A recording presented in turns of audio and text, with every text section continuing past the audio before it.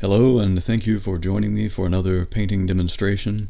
This one is overdue, as I recorded the footage back in June, and I'm only now getting around to recording the narration.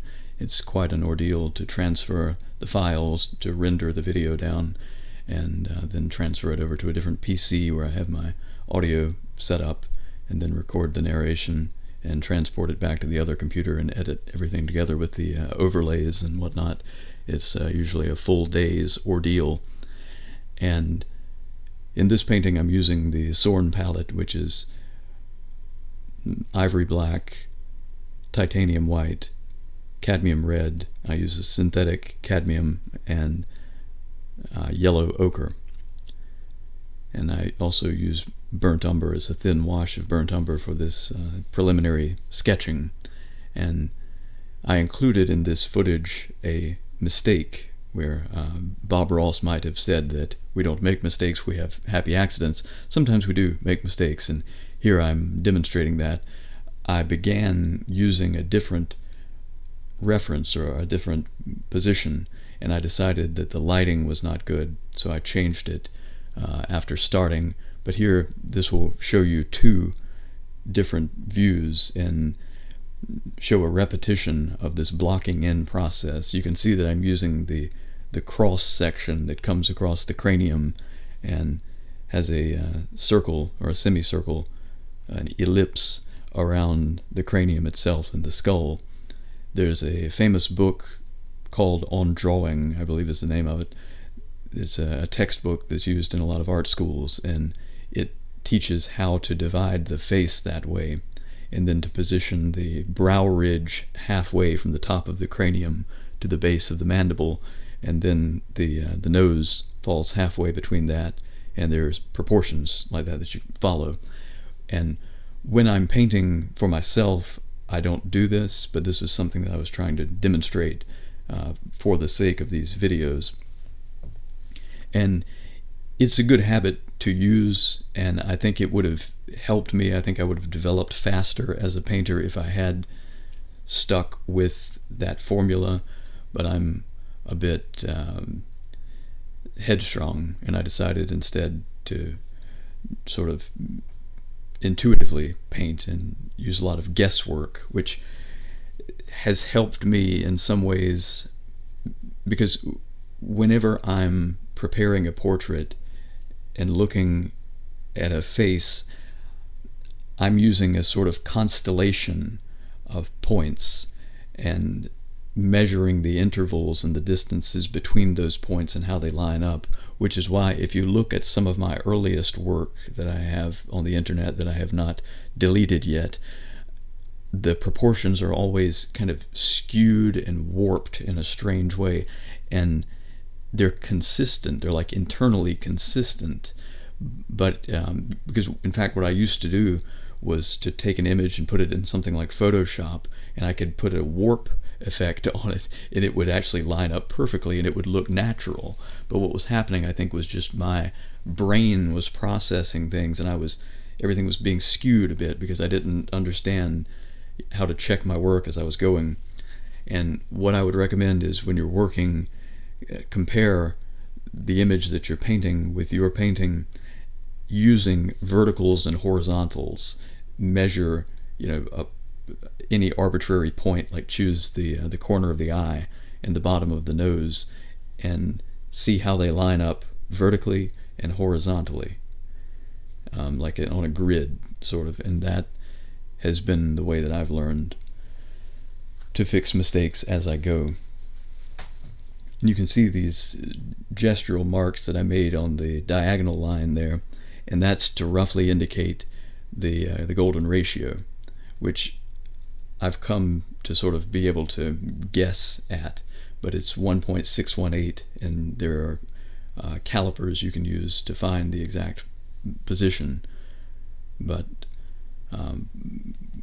it's roughly a square from the corners of a rectangle. If you make a line that goes square through the corner, it will line up to that diagonal, and that's where I usually will try to place the focal point, which is the eye of, or the dominant eye of a portrait. And this mistake period of this painting was important because it allowed me to get some paint thinner and sort of a tone to the canvas before I started. And what I'll do a lot of times, I paint plein air, outdoors, and before I do, I'll often saturate the board or the canvas with paint thinner and transparent colors like Van Dyke brown and ultramarine blue, and then take a paper towel and wipe it down so that it's still damp, and it'll take the paint better that way. When you're painting onto a dry gessoed panel or a dry canvas, it will sort of leach the paint out, and it's very difficult. It's sort of a coarse texture, and having that thinner laying down, it makes it smoother.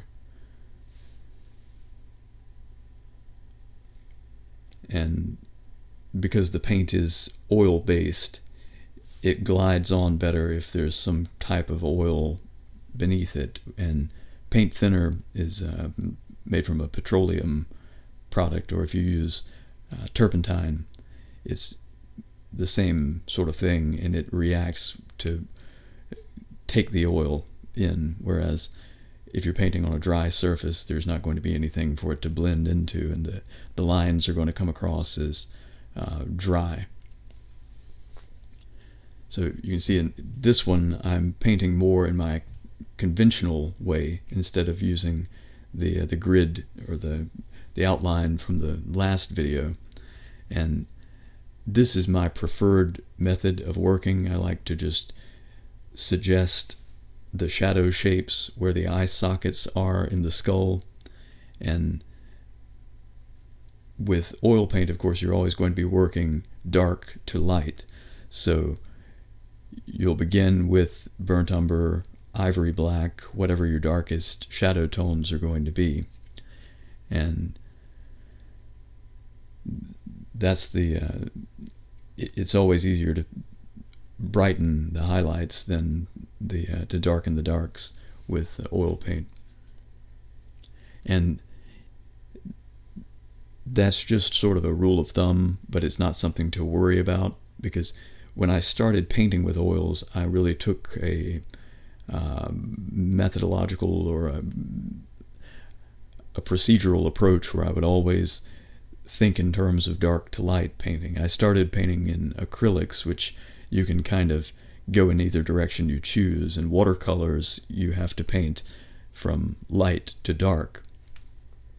But if you think too much in those terms, it can be very limiting. So I just sort of use it as a general guide.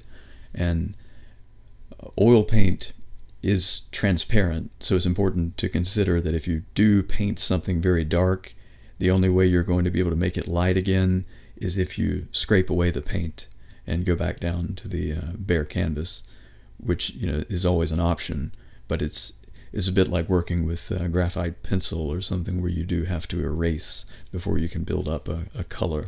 So for that reason, if you're working alla prima and trying to work quickly, it's better to leave the areas that you want to be brighter unpainted until you reach that stage. And here you can see I'm using the reds and yellows to indicate the planes of the face and the warmth of the cheeks and the chin area. And generally speaking, the face is going to be divided into three regions: the brow, the cheeks, and the chin. And the brow is usually more of a yellowish.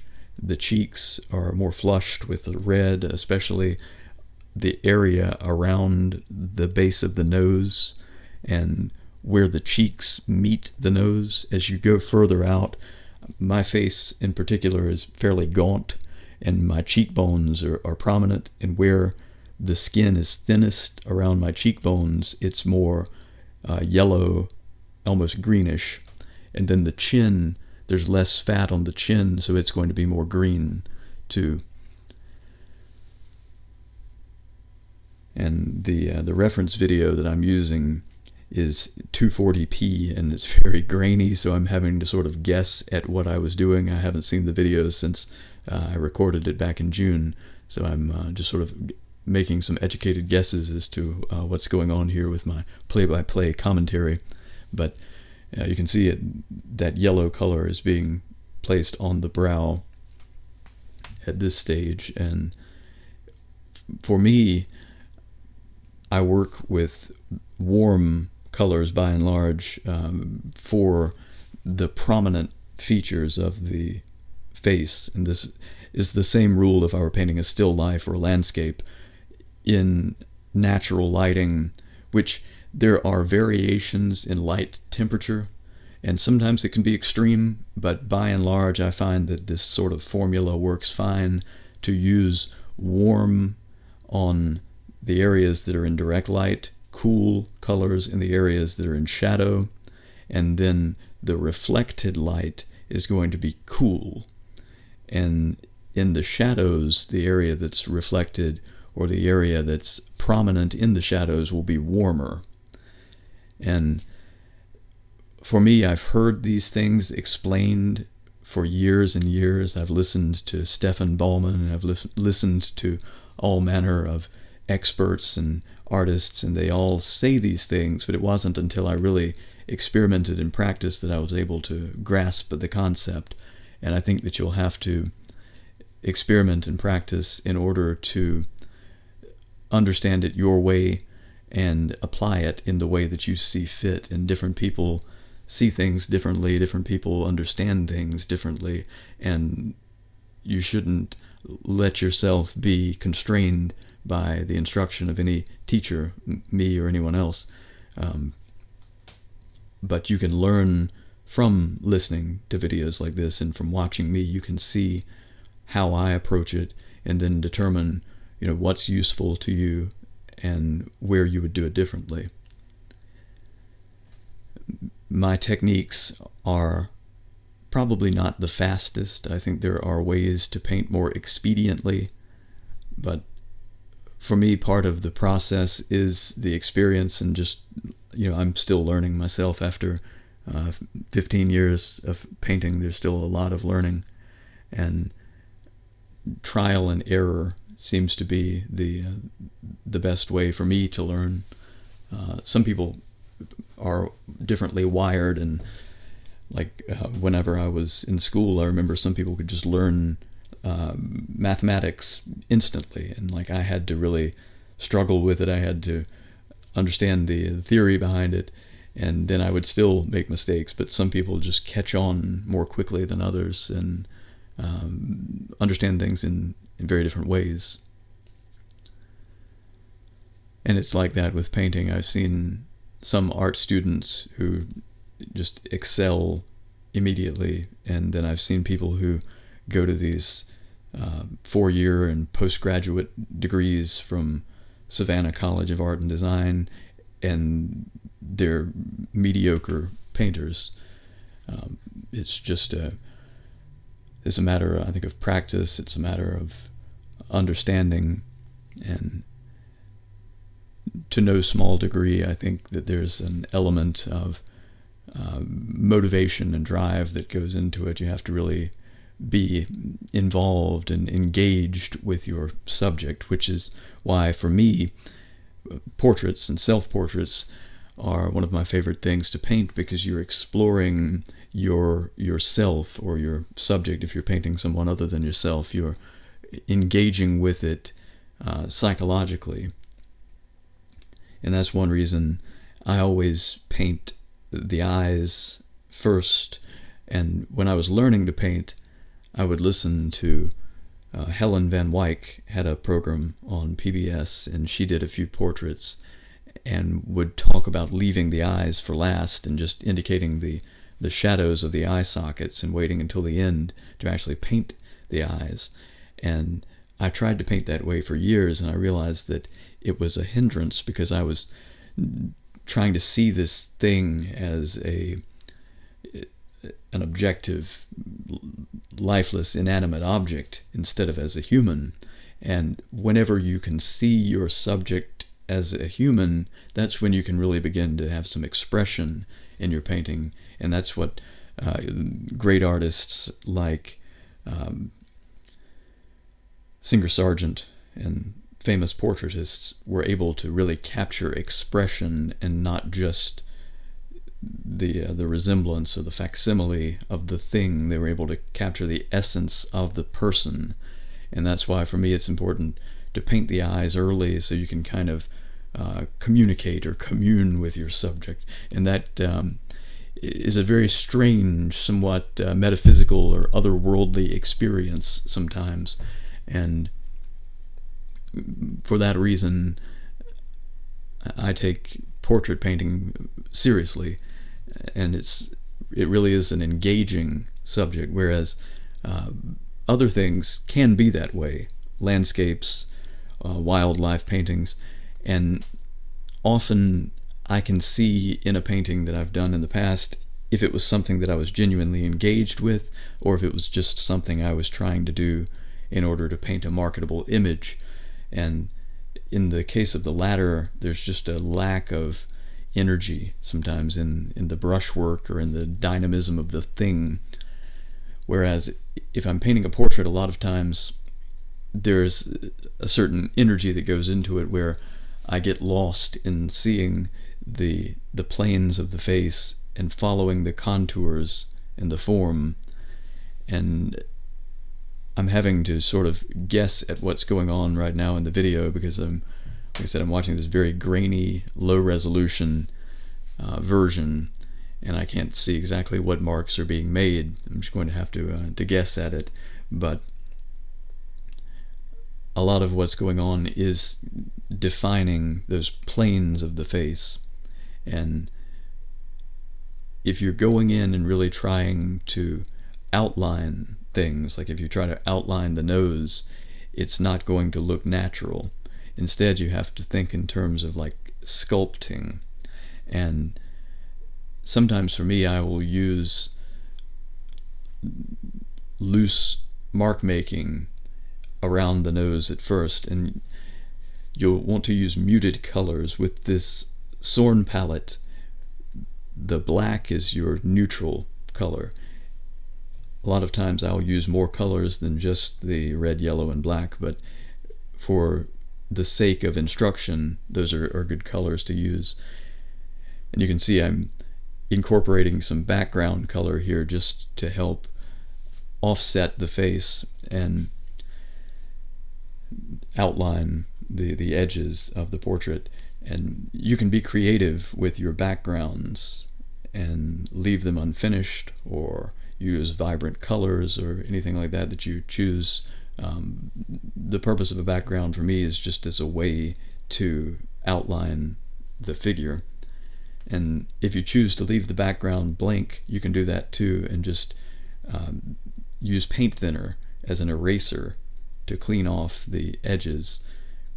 It looks really nice if you have a natural primed, like you have clear primed linen panels or wood panels, as long as you have them with a clear primer that you're working on. And it's easy with portrait painting to get fixated on details. Like for me, like the corners of the mouth and the lips are formed by these muscles, and whenever you start to see it and understand it, it's easy to get sort of mired in the details of it. The upper lip is two muscles that connect in the center, where you get that, I think it's called a cilium, that comes down from the nose and connects to the lips, and that's usually a brighter muted warm yellow color. And then the corners of the mouth become redder because the light is reflected on the red surface of the lips, and it magnifies or parabolically increases as you go into the corners. And it's important to use a lot of desaturated or neutral colors in portraiture, which is something that I'm continuing to develop. And it's those neutral desaturated colors that make the other colors stand out. But you have to learn the ratio between them, because if you have too much neutral, the whole thing will look washed out and gray. But if you don't have enough, then it will look cartoonish and too colorful. And there's a very nuanced balance there that has to be maintained. And painting a portrait is the same as painting a still life or a landscape. For me, it's important to try to have it as finished as you can at each stage, or paint all along as though this were a finished painting, instead of whenever I was learning to paint, I would think in terms of, well, this is just a preliminary sketch, this is just a study, it's not important, I can fix it later. And painting outdoors has helped me to place more emphasis on the initial block-in layers and try to make each mark deliberate so that it could be seen at any stage as complete. And doing that will help you to ensure that you're not making any egregious mistakes that are more difficult to correct in the later stages.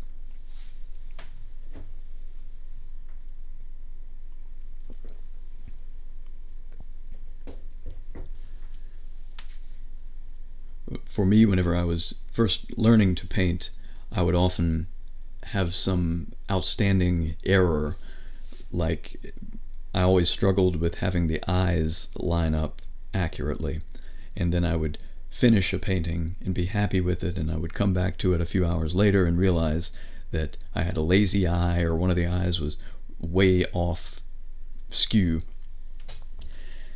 So I learned that it's very important to focus on the proportions first and foremost, because that's literally, the bones of the face, and everything else, the colors, the highlights, and the shadows, are very much the icing on the cake. The cake itself is having everything proportionally accurate. If you're trying to paint, academic realism or representational art, which is not necessarily something I would condone or recommend, because I think that societally we have moved beyond that, but that's still what the market calls for, and people still want representational art in their homes. And there's certainly a lot to be said for representational art. I like Wolfgang von Goethe and his ideas of the sacredness of having natural proportions conveyed through the human perspective into an object. But that's getting a bit above my pay grade here and beyond the scope of a YouTube video. When I choose background colors with a portrait, I usually like to use a green or a blue, because skin tones in Caucasian people are mostly orange, and even with darker skinned people, they're still like a dark orange. But sometimes if you have someone with a really dark complexion, there can be a lot of blue and a lot of cool colors, and in that instance it can look better with a warm background. I think Asian people tend to have less flushing in the face, there's less red, and so in that case it might be good to use something like a blue background instead of green, to lean more towards blue. And of course, like I said, the lighting does vary, and most portraits people try to use natural lighting, and natural lighting is going to be bluish, though I've noticed that there are variations in that, because if the light is direct, if you're in direct sunlight, it looks warm to me, whereas diffused overcast light looks cool. Or the traditional portraits are done in studios with, they call it north light, but it's where you have light through the windows and it's diffused, and that's what you see. All of the acclaimed academic portraitists will use north light, and it's always blue.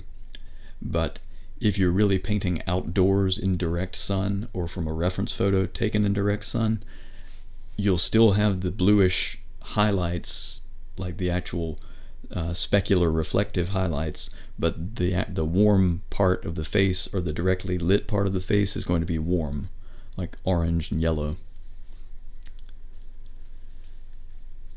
And you can see I'm just sort of defining my shirt a bit there, and that's the sort of thing that's not terribly important. It can be important if you're really trying to focus on the clothing of a portrait, but that's something you can choose to focus on, or you can choose to omit entirely if you want to do just the head and kind of have the rest of the portrait diffused or abstracted. And that's where it will depend on how much time you have, how much time you want to devote to a painting. Generally speaking, I like to try to finish a painting within 2 or 3 hours, like a portrait. This one took 2 hours, and of course if it's a larger painting, it's been 6, 7, 8 hours maybe. But a lot of academic painters who go to art schools and academies, they will spend upwards of 40 hours on a painting. And the reason being, they'll paint in stages. This technique that I'm showing here is called alla prima, which means you're painting everything at once, in one sitting rather. And the more academic approach would be to paint an underpainting either in acrylics or in thinned oils, then go back over that with they call it oiling out. It's where you use stand oil is what I use, but you can also use linseed oil. Mix that with about half and half paint thinner, and you coat the painting in that mixture, and then you paint a second layer over that. And some people will allow that to dry and then go back a week or 2 later and paint a final pass to really get more dynamic highlights and shadows.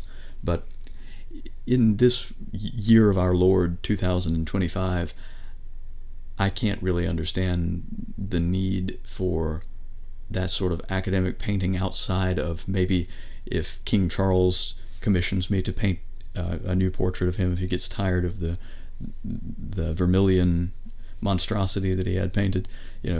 Royal families, Republicans, there might be a few people out there that have the means to commission classical portraiture, but for what my paintings are marketed for, I don't see the need to put that extra level of effort. That would be, as they say, doing too much. As you can see, at this stage, our paintings should be starting to have cohesion and getting to the point where everything's roughly recognizable, roughly proportional, and we want to reach the stage where we're contented with the proportions of the portrait itself and making sure that everything is lined up as it should be. I'm going to try applying a filter to my video monitor to see if I can see better what's actually happening in the video. And that didn't help at all. Like I said, I'm working with a 240p resolution reference image. I think next time I'll just plan to take another day to render the reference before recording the audio. But today is the 31st of August, and I was going to try to get out a video before the month's end so I can include it in my newsletter, which I encourage you to subscribe to if you have not so far. And I would like to produce more of these videos, but it will be a matter of whether time and interest will justify my doing so. And I'm personally interested in portraiture, and it's something that I don't have a lot of market for, so I think that it makes a good subject for these tutorial videos, and I don't think that there are quite as many portraitists producing oil painting tutorials on YouTube as there are landscape painters and wildlife painters and that sort of thing. And of course, when it comes to landscape painting, we have, 6 or 7 seasons of Bob Ross's Joy of Painting. There's really no need to add to that. But you can see at this stage of the painting, I'm again continuing to define the collar of my shirt, and it sort of goes without saying, I'm sure if you've studied art at all, you understand that we don't use white directly on a painting, or at least that's the rule that's always repeated. And that was really drilled into me whenever I was learning to paint from the friends I had who were painters. They all were reiterating that you never use white. And that's the way I've painted for upwards of a decade now. But I'm not sure how rigid and dogmatic I would be about that if I were telling someone, or as I am now telling you, how to paint. I would say, if you use white, understand what white is going to do or what white's going to accomplish in a painting. Titanium white, straight out of the tube, is not necessarily going to be the brightest color. It's a blue. It's a neutral blue. It's completely neutral, like devoid of character blue. So in that sense, yes, it's going to dull your painting. It's going to make it gray, but that may be what you're trying to accomplish. And sometimes I will use titanium white directly out of the tube in the reflections of the eyes or some of the brightest reflections. But generally speaking, I do tint it with something. And one use of directly painting white would be if you have a fairly thick layer. It can be thinned out a bit with paint thinner, but as long as there's enough pigment there, you can paint direct white into a color and blend it out so that it takes on the characteristic of that color. And there's really nothing wrong with doing that, especially if you're working in a cool color to begin with. But it's important to remember that titanium white is inherently cool, so you want to use it very sparingly if you're trying to use it to make a warm highlight, if that makes sense.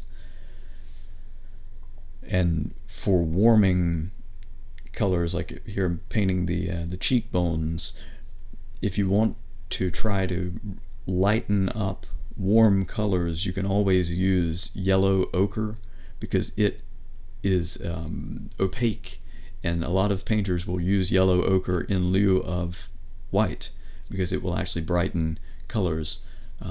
For me, I will usually mix a bit of titanium white, a bit of yellow ochre to warm up or to lighten a warm color.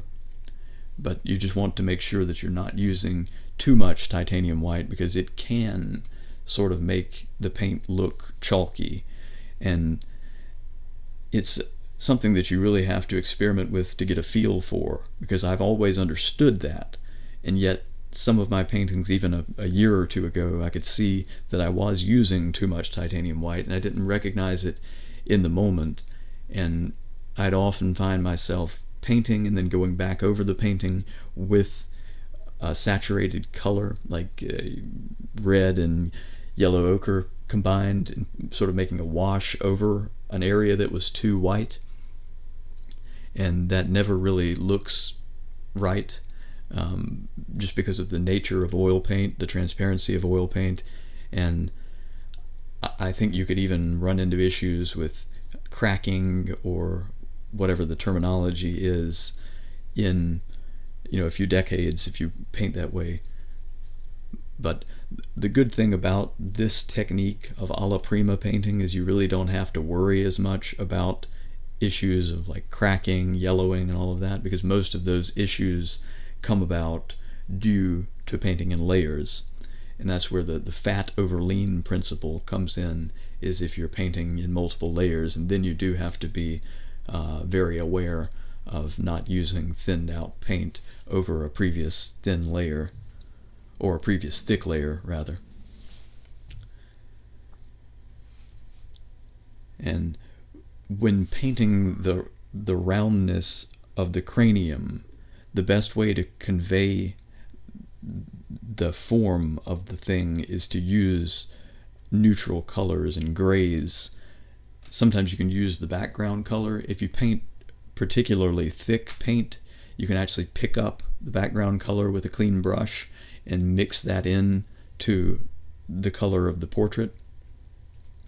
But this is a trick, a pro tip that I only understood fairly recently, that using desaturated or neutral colors around the periphery of a round object helps to give the sense of it receding into space.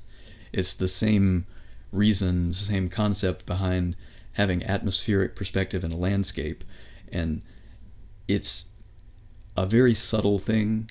And with the area that has the direct light shining on it, which in this portrait is going to be on your left, where the light is hitting directly, it's going to be very, very subtle and very thin, like less than a millimeter around the periphery of the skull. But on the dark side, you'll notice it more prominently, that you're using that neutral color to convey the roundness of the skull. And neutral colors are much better than using any kind of hard outline.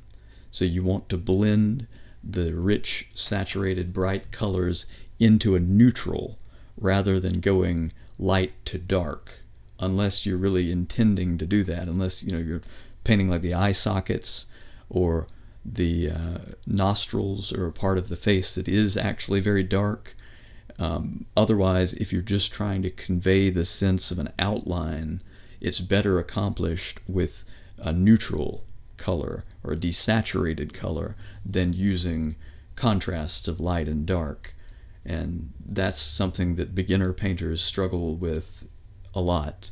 And I painted for at least 6, 7, 8 years before I really understood that, and I'm still learning to incorporate it into my paintings. And I'll catch myself, if I'm not paying attention, I'll fall back into that old habit of trying to do a stark outline, because that's intuitive. If you look at the paintings of children, when they paint a face, they do a black outline and a smiley face, because that's the way we see things, or we see outlines. But what we're really seeing and what we think we're seeing are not the same. And what we think we see is exaggerated. And that's the same issue that we'll struggle with when you're painting a portrait, is you'll tend to exaggerate the features of the face that are most meaningful to us. And that tends to be the eyes and the mouth. And we don't really pay a lot of attention to noses, I don't think. So for me, that translated as often the nose will be too small or misshapen. And I've especially noticed that it's true if I'm painting people with large, like I have a fairly large nose myself, but people like African Americans that have very broad bases of their noses, I'll paint them looking like Caucasian noses, like too thin. And Asian people have usually, like, their noses are not as deep, or they don't come out as far. And so all of those kinds of things I have to be aware of when I'm painting. And there's this tendency to fall into routine, and that's why it's so important not to just follow rules in painting, but rather to understand conceptually what you're doing. So like, if I'm painting an African American person that has a broad base of their nose, I'll make sure that I'm measuring like vertically and horizontally and checking myself as I go. And my own nose is large, sort of bulbous at the tip of the nose, bigger than I think it is. And that's something that I really, I try to go back and double check as I'm going to make sure that it's proportionally accurate. And I've painted self-portraits so many times that I tend, without thinking of what I'm doing, to impose my facial structure onto others when I'm painting.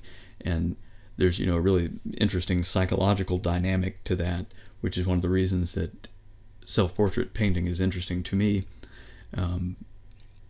because it helps us to understand ourselves, helps us to understand how we see others, and it helps us to understand like ideas like othering or the idea of privilege, being blind to privilege, not recognizing how we see other people as inherently different from us, and that kind of thing.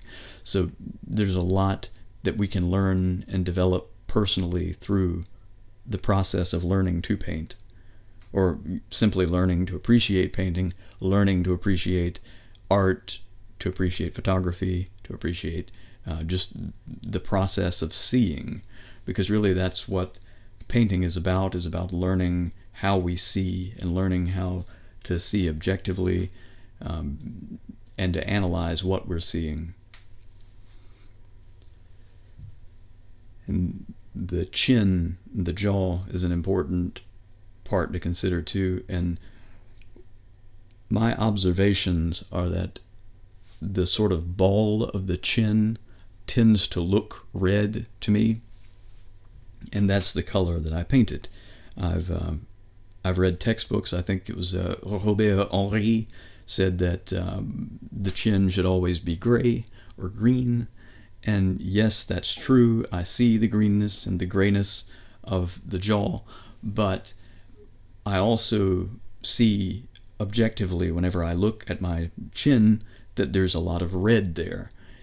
Not on the bottom, not particularly on the sides, but that rounded ball in the center of the chin tends to have some redness, so I paint what I see.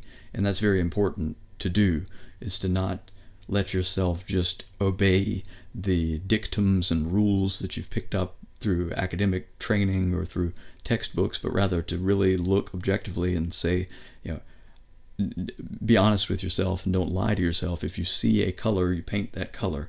And that's what I do when I'm approaching the chin and the jaw. And the base of the jaw is another good example of using that neutral color to convey the curvature and the roundness. And there's always going to be some reflected light, especially with me wearing a white shirt. There was a strong reflected light, but always remember that that reflected light is going to be much more subdued than the actual object that's reflecting. So you're going to have maybe a 50-50 mix of the reflected color and the dark color of the surface that it's reflecting on. So that 50% of darkness is going to cut in significantly into that lighter color, because generally speaking, darker colors are stronger than lighter colors. And so there's this tendency to over-exaggerate highlights and reflected light, and that's something that takes a lot of practice and effort to understand. But when you do it effectively, it makes a good impact on a painting.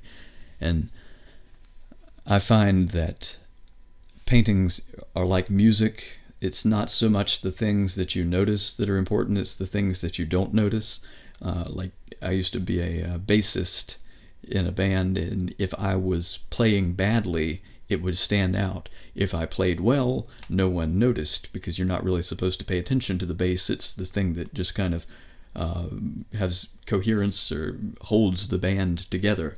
And that's how things like reflections and gradations of color in a portrait, they shouldn't command the attention. Rather, they should be supportive and elegant, nuanced. And you can see I carry all the brushes in one hand, and this is the way that I've just sort of developed my painting style. Whenever I paint outdoors, plein air painting, I have a traditional artist easel, or palette rather, that I hold in my left hand. But whenever I paint in the studio, I hold my brushes in my left hand, so I can easily switch between them. Because when you're painting, if you only have a few brushes, a lot of us, like when I was starting out, I couldn't afford to buy a lot of brushes, so I would have like 2 or 3. I'd have one of each size basically. And if you're in that situation, it's fine, but you have to take more time and make sure you clean your brushes completely between switching between a warm and a cool, or between a light and a dark color. And after cleaning the brushes, it's important to dry them completely, unless you intend to have thinned color.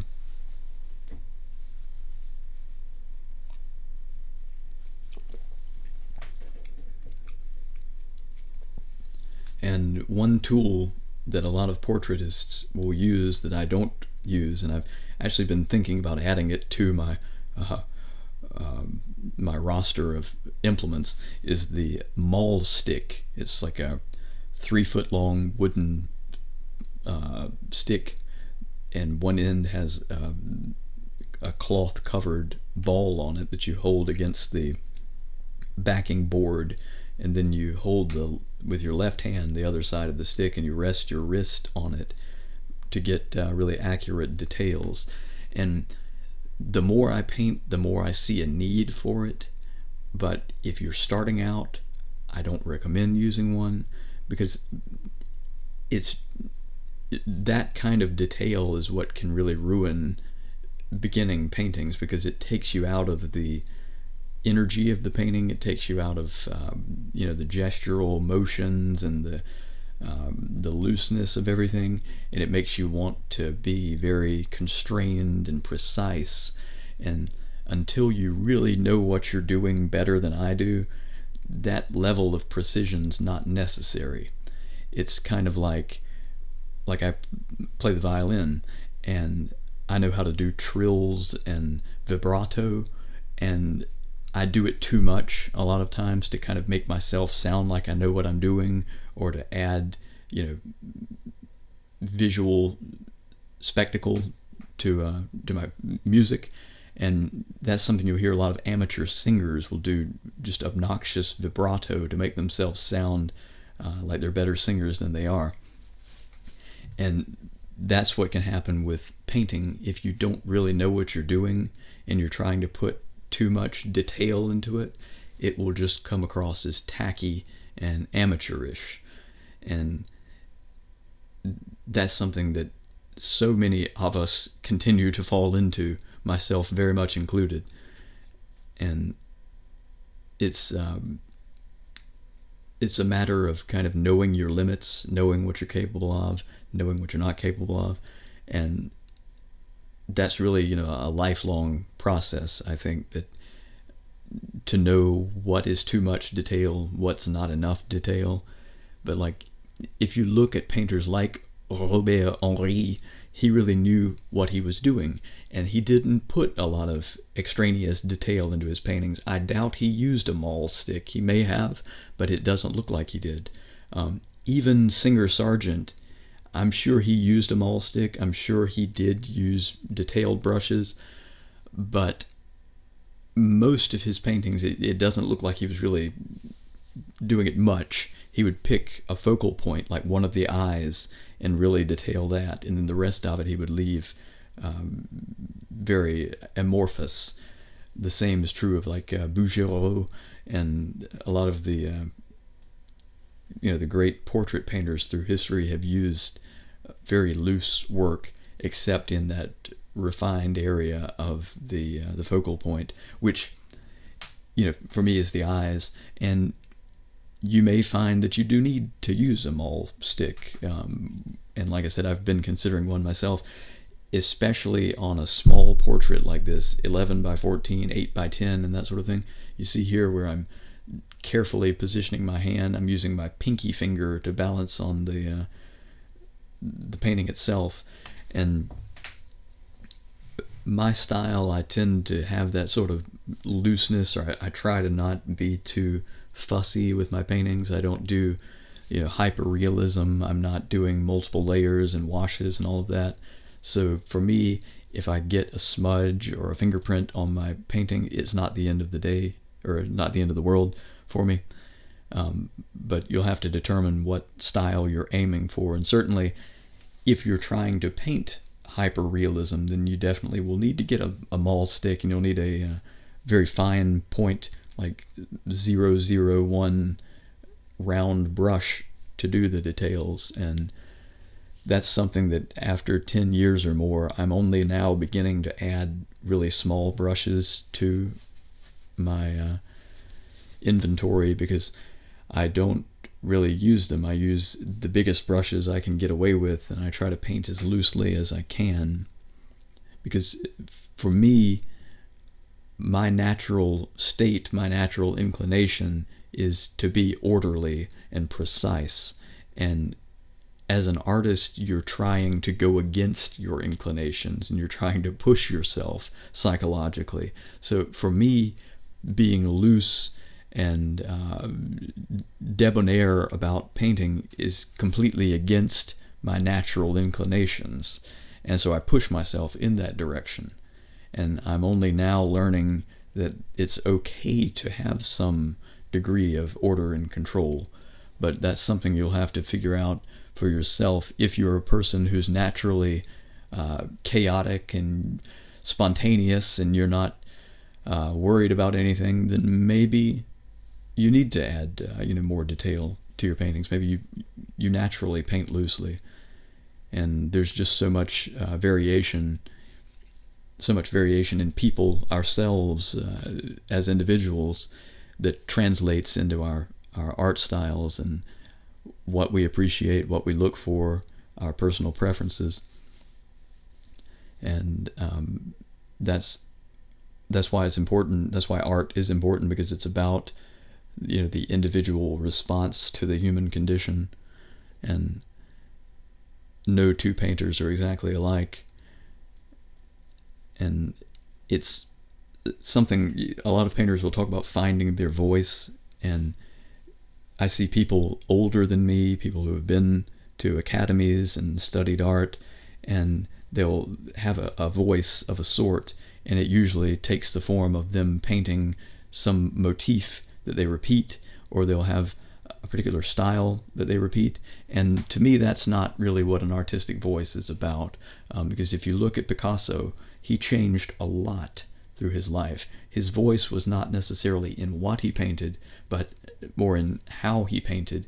And you don't attain a voice like that through effort. It comes about naturally. It's a development of the self. It's your voice, and it's like learning how to sing. You have to learn to use your voice, and the only way to do that is through years and years of practicing and developing your skill set, so that skill set becomes superfluous, and you're not limited or hindered by your lack of technical ability. Like for me, like playing the guitar or playing the violin, the more that I learn and become confident in the instrument, the less I'm trying to impose anything on it, and I kind of let my own inner self play freely. And that's how the artistic voice develops. It's not something you have to try to do. It's just something that's natural and inherent about you, that you really cannot silence that voice. But I think it can be hindered or silenced through effort. If you're putting too much effort, too much concentration on the process itself, then you fail to reach that flow state, as it's called. And the nearer you can approach that flow state, the more your true voice will come through. And there's sort of an inverse proportion of effort, concentration, and meditative flow state. So for me, the more comfortable I get with painting, the more experience I have with painting, the easier it is for me to reach that state where I'm sort of working automatically and able to think a few steps ahead of the mark that I'm making. And I wrote a blog and did a video series about why plein air painting is stupid, but I still do it anyway. And that's something that I've really learned from painting outdoors, is the immediacy and being able to ignore the sensory stimuli of the environment, the stresses of public examination, and focus just on what I'm doing. And then whenever you're able to do that, block out everything but the moment that you're in, you can also sort of intuit your next moves and paint that way. And it is similar to something like playing chess, I think.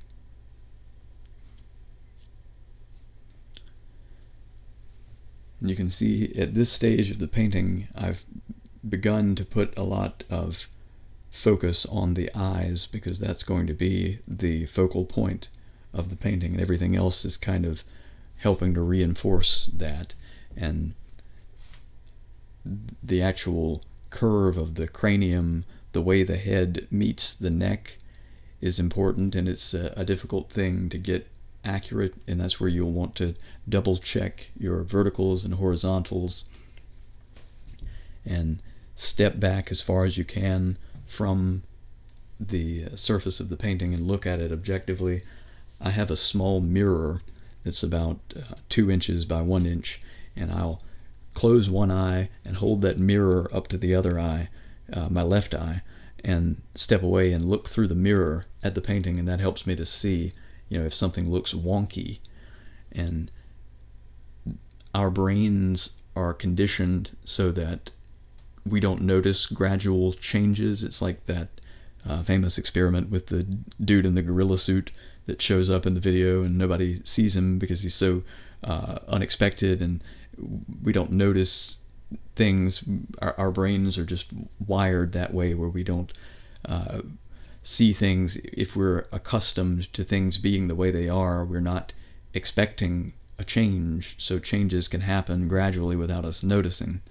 And that's the way it is with a portrait. For me, I can be working on something like this for an hour or 2 hours, and then I step away from it and I return to it, and I either have one of two reactions. I'll think, how in the hell did I come to this point? What was I thinking? Or conversely, I'll be impressed with my work and think like, wow, this actually looks like a good painting, and I'll be proud of myself. And it always seems to be one of those two extremes. It's rarely that I return and it's exactly as I remembered it. It's always either disappointment or elation, and it's never just oh, this is exactly as I remembered painting, or of course this is how it's supposed to look. And I think that's partly due to the oxidation of the paint. When I used to work with acrylic paint, it would darken significantly from whatever you put down, and it was almost always disappointing when I would return. Oil paint has a much different characteristic where it tends to sort of soften, and usually that looks better when it does. When I first finish a painting, it will look sort of broken and harsh, and whenever I let it mellow for a while and return to it, the colors will have cohesed. They'll have come together, because the brightest colors will have darkened and the darkest colors will have lightened a bit, and it just makes everything look more cohesive. And of course, oil paint takes a lot longer to dry than acrylics, but once you start working with it, you will notice what I'm describing. It's more obvious with thin paint than it is with thick paint. And at this stage of the portrait, you can see I'm beginning to add the highlights, and I'm doing that with fairly thick applications of paint. I mentioned earlier the artist Helen Van Wyck that had the PBS show, and she would always talk about that you're not really touching the bristles of the brush to the canvas, rather you're touching the paint itself. So you want to have thick enough paint that the bristles are never touching the canvas, it's just paint. And to me that's a bit of an exaggeration, but it's still not a bad concept and a good way to understand what you're doing in the final stages of a painting. When you're starting out, blocking in color, establishing the form and the outline, then you don't need to worry about that, and just thin the paint out as much as you need to get it on the canvas.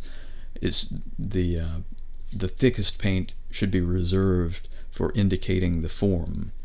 And if you look at antique miniature paintings, they used very tiny brushes, but they were expert artists, and they would apply, because white pigments like titanium white or lead white that they used in those days, it's opaque enough that it has a lot of texture and a lot of thickness to it. You don't get that with watercolor or acrylic paint, but you do with oil paint.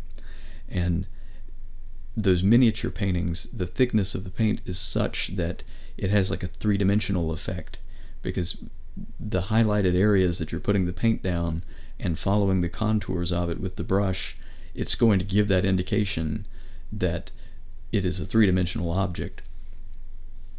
And that's sort of a fortuitous happenstance of the medium itself, that the opaque colors that we use to paint highlights happen to be three-dimensional. And that's just in the nature of the pigments themselves, but it's really interesting to see, and that's something that you can't appreciate seeing an image on the internet, or watching an internet video. You really have to see oil paintings up close. And like for me, I grew up in a rural area. I never knew anyone who painted in oils. I knew a few acrylic painters, but I never knew any oil painters.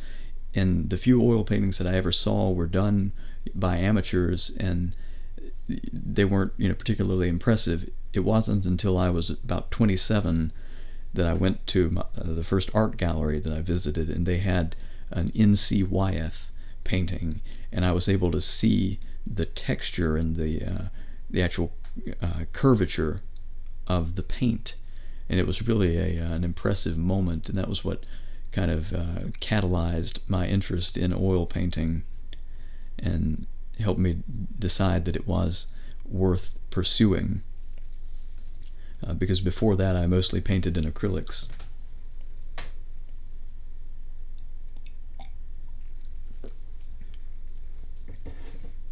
And acrylic paint is undeniably more convenient because you only have to deal with water, and it's very easy to clean the brushes, but oil paint gives you a lot more texture. And in this digital age, there's an argument to be made that oil paint is the best medium to work in because of that tactile effect of it.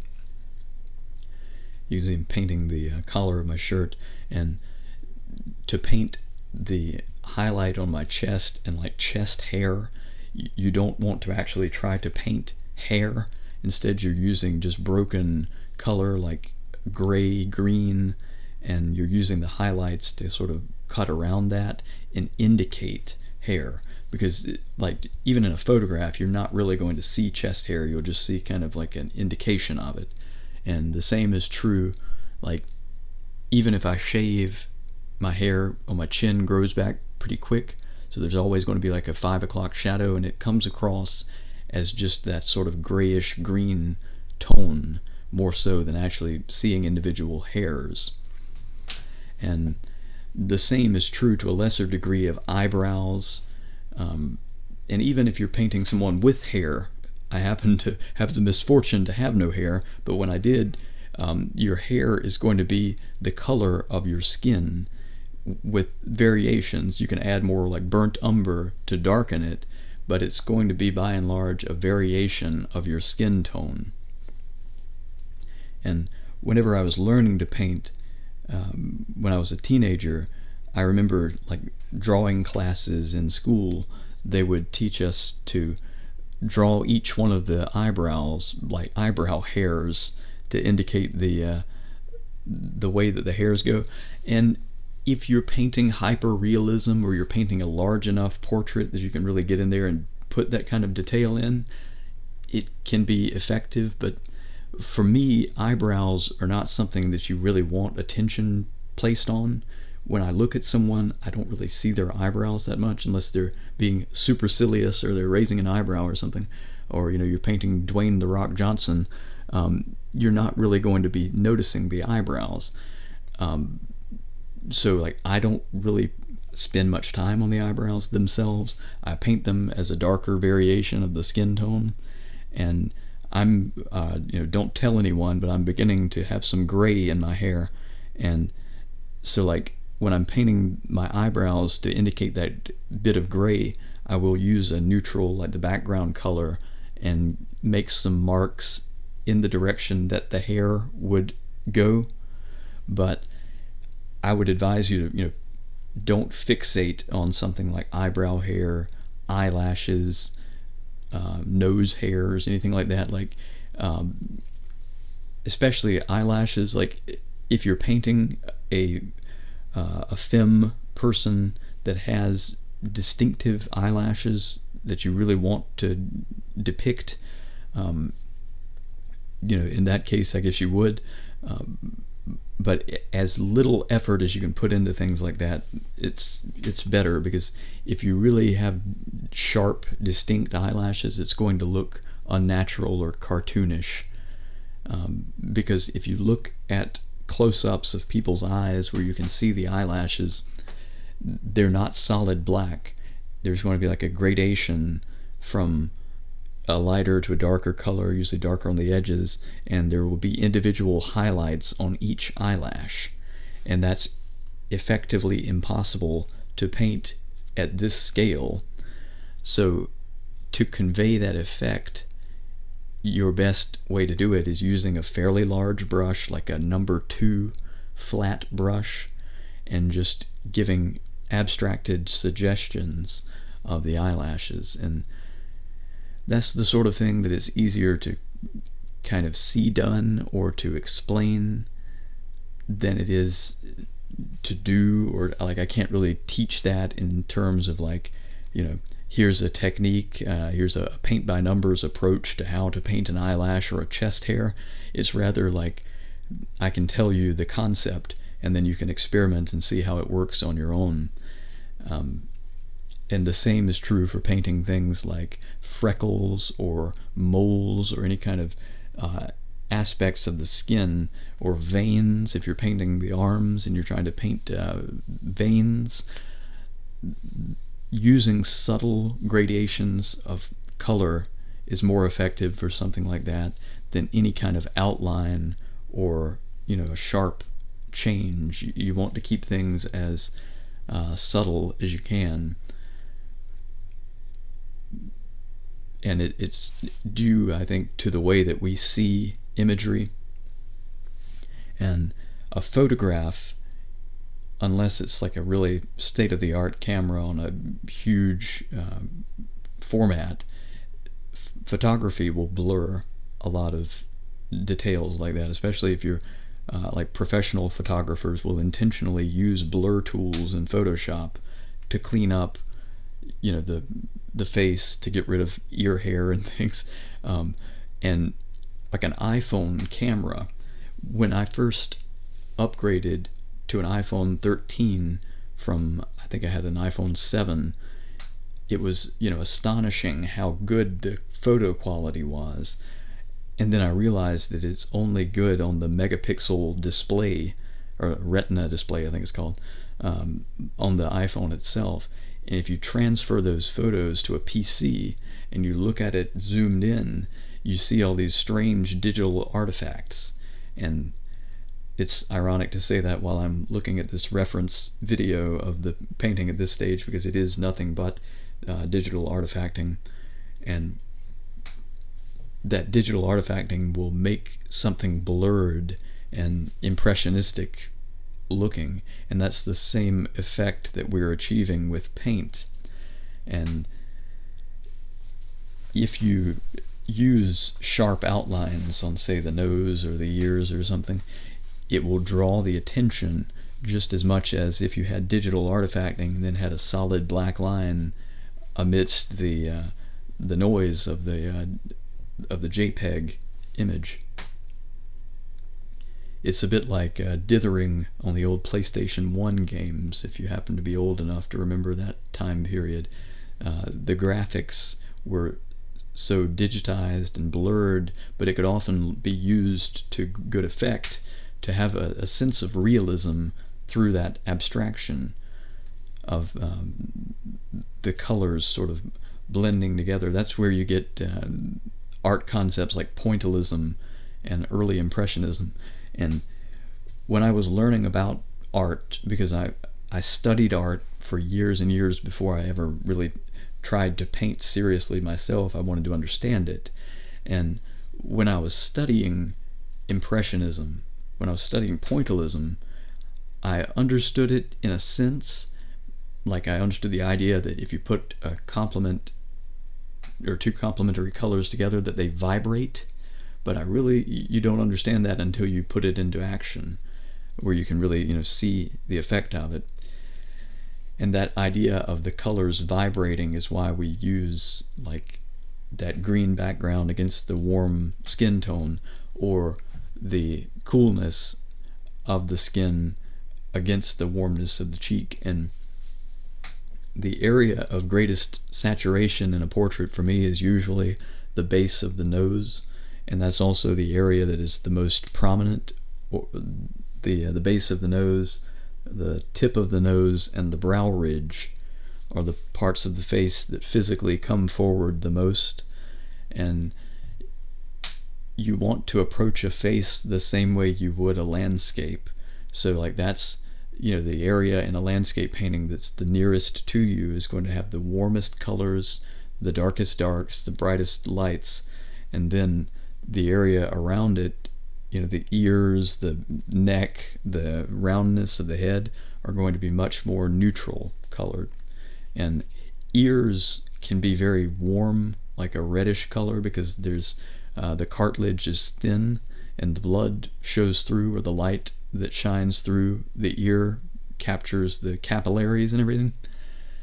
And so you're using red, but you want to keep it a desaturated red or a neutralized red by adding a bit of the yellow ochre and a bit of the ivory black to make a green color. And proportionally you'll have more red, but it's not going to be the brightest or the darkest or the most saturated. The same is true with the red in the chin, with the red in the neck, which is a condition common to my social class. But the only like vivid reds that you're going to use are going to be like the corners of the mouth and the corners of the nose where it's attaching to the head. There's a lot of redness there.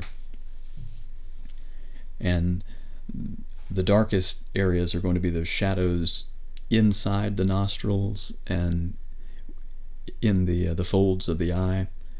And it's important to remember that the base of the nose that actually connects to the face is light enough that you do see it. So like you're not going to just have two dark nostrils that form directly against the face. There's actually that roundness of the nose that comes in there, and that's not something that you're going to want to try to paint afterwards. You want to establish that from the beginning, and you cut that darkness of the nostrils into the softer area beneath, because that's something that you want to remain very nuanced and sort of a lost edge and a softness in the portrait.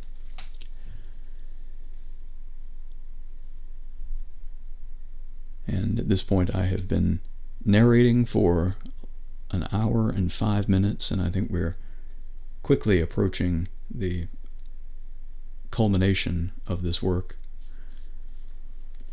And if you're working on a portrait like this at home, spend as much time on it as you would like. This was done in 2 hours in a great deal of haste, but you can spend more time on it. If you make a mistake, take a paper towel, wipe it off completely, and just start over from where you were. And oil paint blends really nicely, so as long as you're working alla prima, if you make a mistake like that, you can build it right back up and blend it into the surrounding area.